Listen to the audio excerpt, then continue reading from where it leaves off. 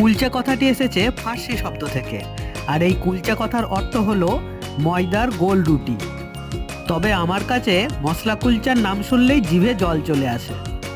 আর এই মশলা কুলচার সাথে যদি এগ কারি হয় তাহলে তো পুরো জমে যায়।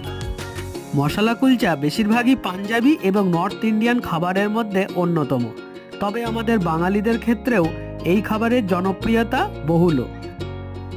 বেক করা ময়দার রুটির মধ্যে ওই স্টাফ করা আলুর মশলা আর তার সাথে বাটার বা মাখনের এক সুন্দর প্রলেপ, আহ!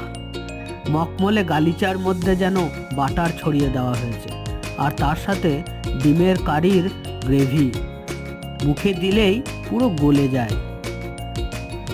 তাই তোমরাও ট্রাই করো, চলে আসতে পারো শান্তিনিকেতনের C4 ক্যান্টিন রেস্টুরেন্টে।